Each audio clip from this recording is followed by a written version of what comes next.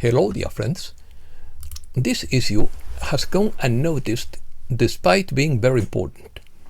Opinion piece. Will Trump announce Jubilee? Big banks opposed it. Vicious cycle of global debt. Will he reset the financial system? Global Debt Jubilee Campaign 2025. Trump seems to have an ace up his sleeve. How to prevent a debt bomb exploding? A debt death spiral is looming, says Ray Dalio. Let's start. Benjamin Fulford believes that Trump could announce an economic emergency after assuming power and, in concert with China, preside over a kind of reset of the global financial system in the style of a debt jubilee. What is clear from the financial disasters in plural in China and the US is that he must change his economic strategy. Big banks, hedge funds and corporations would likely oppose a jubilee, as they would lose a lot of money. A global financial reset would have unpredictable consequences for financial markets, currencies and international trade. China and the US have a complex economic relationship. While China is facing a housing bubble that could destabilize its economy, the US is struggling with its growing public debt and trade deficit. Cooperation between the two on a financial reset could be beneficial for both, but achieving it would require an unprecedented level of trust and coordination.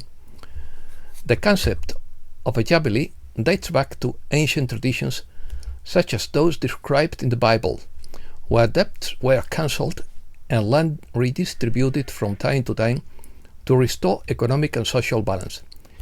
In the modern context, a financial jubilee would involve massive debt forgiveness, both public and private. Downward spiral. A debt death spiral is looming, according to Ray Dalio. In his opinion, you can't say exactly when this debt bomb will explode, but the risk is very high and it is increasing, he warns. A massive sale of bonds worldwide in recent months has caused the borrowing costs of the UK and US economies to skyrocket, even though central banks continue to cut interest rates.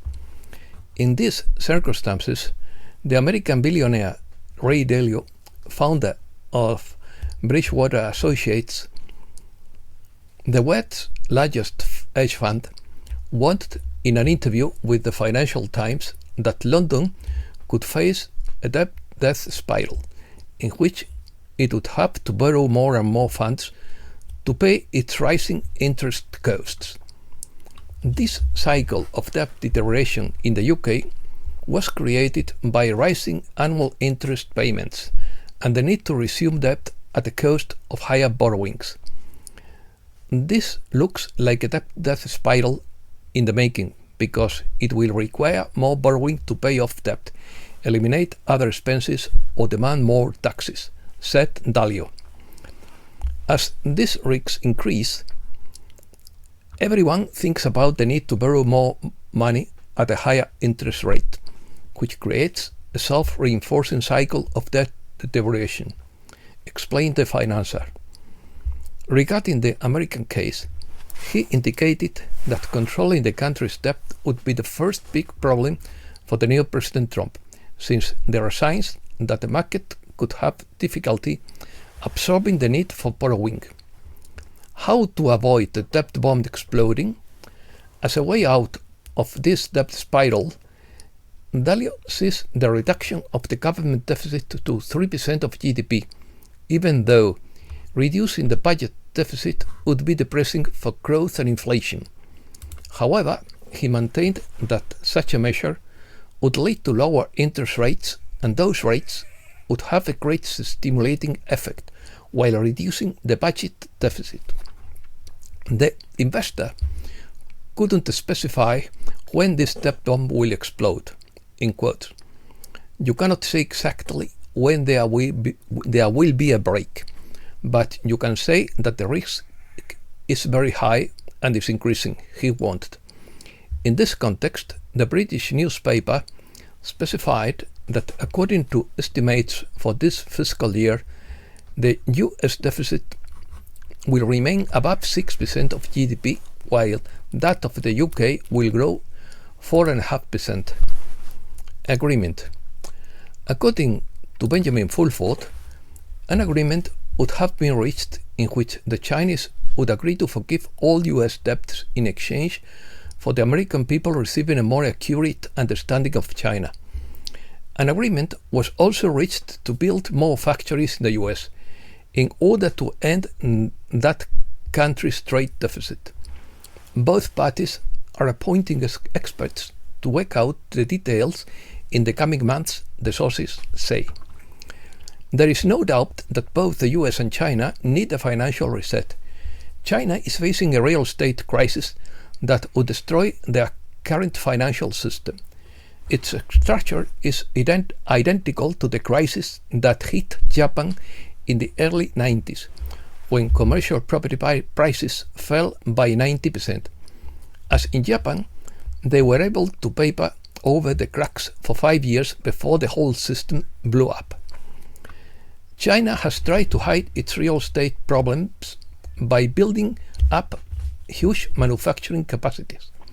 Today, China produces 31% of all manufactured goods in the world, more than the next 9 countries combined, including the US, Japan, Germany, the UK, etc. The problem is that the rest of the world is saturated with Chinese products, and many countries are erecting trade barriers against China.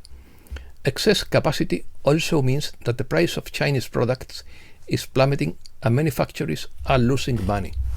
Of course, the West is even worse shape.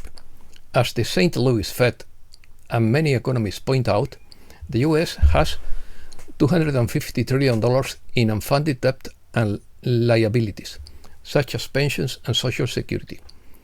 As a character in an Ernest Hemingway novel put it, when asked how he went bankrupt, he replied, "Gradually and then suddenly." In her last official act, Treasury Secretary Janet Yellen warned that the US will hit its debt ceiling a day after Trump takes office. Elon Musk warns that the US is at risk of bankruptcy unless immediate and significant action is taken to address government spending amid rising federal debt. Campaign. The Global Debt Jubilee Campaign 2025 is a global initiative that seeks to address the problem of unsustainable debt in the most vulnerable countries. Inspired by the biblical tradition of Jubilee, which advocates for the forgiveness of debts and the liberation of the oppressed, this campaign aims to collect 10 million signatures worldwide to demand concrete measures. This campaign is presented as a historic opportunity to address the deep economic inequality that affects the world, inviting us to reflect on our collective responsibility as stewards of the planet and as defenders of human rights. The situation is especially critical in Latin America, where countries spend on average 35% of their income on servicing public debt, severely limiting investments in key areas such as education, health, and infrastructure. The campaign seeks to address these structural inequalities and foster a cultural change that places solidarity and justice at the center of the global debate. Davos. According to Benjamin Fulford, the Davos Forum is basically a meeting place for 700 people who control the votes of 90% of the world's transnational corporations. From a military point of view, it would not be difficult to deal with them, he says in quotes. The arson attack in Los Angeles is a good example. The Davos Forum points to these fires as a reason to spend money against weather change, when they themselves could be responsible. Former stockbroker Ross Mandel is among many who say the fires were planned. BlackRock people are going door to door making generous cash offers to buy houses. Do you think this happened by accident? Governor Newsom has emptied the dumps for no good reason, he says. 3 months ago, the State Farm Insurance Company cancelled everyone's fire policies because the governor decided not to allow the insurer to raise its prices. So now people have no insurance. They say that they used a blue laser to start the fires and that blue objects reflect it, so they don't burn. Homeowners and tenants who lost their property have filed lawsuits against Southern California Edison. What is hidden in the basements of luxury Los Angeles homes? Are the tax secrets that the Trump administration is going to investigate burning? The Russians ask. Davos. According to Benjamin Fulford, people are also aware that the Davos Green Push is an attempt to get money that would actually be contrary to life, because the more carbon dioxide there is, the more green grows. And that is why today on Earth it is greener than it has been in the last 100 years. As people realize this, they're stopping buying electric vehicles. In Germany, sales of new electric cars plummeted by 27.5% last year. This is because regulators forced Germans to buy their expensive liquefied natural gas. German energy prices are among the highest in the world. The world's largest windmills and the German electricity supply has become more unstable than ever. Germany is now in a rapid spiral of deindustrialization. Wind power would be another example of Davos' failed policies. Trump says that windmills are an economic and environmental disaster. I don't want a single one built during my administration, he said. The thousands of dead and broken windmills should be torn down as soon as possible. The most expensive energy, it only runs on massive government subsidies, which we will no longer pay off. The other narrative that is falling apart is the push to reduce the population by promoting non-reproductive sex. Representative Marjorie Taylor Greene announced a bill to ban men from competing in women's sports. Economy. Trump signs executive order to create national cryptocurrency reserve. Mortgage rates drop as Trump holds off on tariffs. U.S. mortgage rates below 7%, but home buying problems persist. HP is stockpiling computers ahead of potential Trump tariffs. Trump's 25% tariff on China would be a pressure point Ralph Lauren CEO wants. Trump says he will demand interest rates drop, hinting at a clash with Fed Chair Jerome Powell. Trump says he doesn't need cars made in Canada. Trump announces $500 billion Stargate AI venture headed by Oracle, OpenAI, and SoftBank. Stargate's first data center will be the size of Central Park and house at least 57 jobs. Global tech and industrial stocks rally on Trump's push for AI investment. Big tech earnings are coming, and Trump is top of mind for investors. Jamie Dimon wants about stocks, says market looks a bit inflated. Ethereum gets sales on Wall Street as the token lags behind Bitcoin. Colombian coffee breaks an all-time record on the New York Stock Exchange. The allure of cryptocurrencies leaves some investors cold in Davos. 3 themes from Trump's Davos speech. Falling energy prices could ease inflationary pressure. Tax rate cuts look bullish for earnings and stocks. An increased productivity driven by artificial intelligence poses a significant economic opportunity. Money dysmorphia refers to a distorted perception of one's financial situation that doesn't match reality. It can cause stress and anxiety about spending money, or it can lead to overspending. 29% of citizens experience money dysmorphia, and younger generations are more prone to financial inadequacy.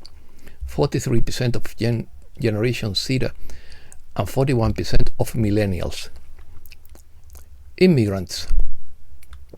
Trump plans to send 10,000 troops to his southern border to thwart illegal immigration. Judge blocked Trump's executive order seeking to eliminate birthright citizenship. New York governor reveals massive number of illegal workers as she fears Trump's deportation could crash economy. Other news. Trump offers release of classified documents of JFK assassination. Trump destroys Biden's weather narrative with avalanche of executive orders. Military arrests Department of Education pedophiles complying with Trump's executive orders, according to Michael Baxter. U.S. Senate confirms John Ratcliffe as CIA director. Ukraine. Trump purges Ukraine officials at the Pentagon. Trump and Musk's tunnel to Russia ignites European fear, according to Sorgefal. Trump threatens Russia with a blow to its economy if there is no agreement with Ukraine. Russia awaits signals from the US to start a fair and mutually respectful dialogue. Moscow wants that agreements on Ukraine must guarantee its inviolability. Trump signed orders that can cancel the $500 million aid package to Ukraine and will demand the return of all US equipment deployed in Ukraine. Tucker Carlson says that half of the weapons delivered to Ukraine ended up on the black market and the Mexican cartels. Zelensky used the war to postpone the elections, according to a former Trump advisor. Miscellaneous. After meeting with Bill Gates, Trump's transition team sidelines two key figures to vote against mandatory mitigation. Agenda to cost depletion of nature's nutrients, according to Dr. Andrew Kaufman. The moment Israel withdrew its troops from Gaza, an assault on the West Bank began. Solar storm. Sunspot 3967 erupted on January 21st, producing a beautiful M3 solar flare and a wave directed at Earth. It arrives today, Friday, January 24th, and could cause a small G1 class geomagnetic storm. And that's all for today. Thanks a lot, dear friends.